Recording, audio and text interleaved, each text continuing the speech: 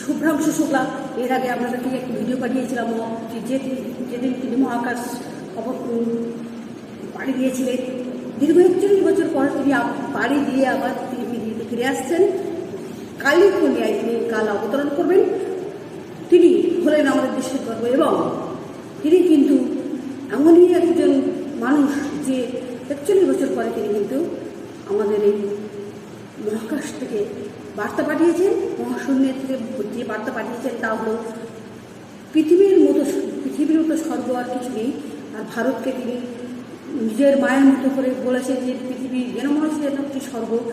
তিনি বলেছেন ভারতকে হিন্দুস্তান হামারা, সারে যাচ্ছে জয় হিন্দ। আমরাও তাকে শ্রদ্ধা জানাই, সবাই তাকে সদর অভ্যর্থনা করি এবং তার দেখে যেন সবাই অনুপ্রাণিত হয়। নমস্কার।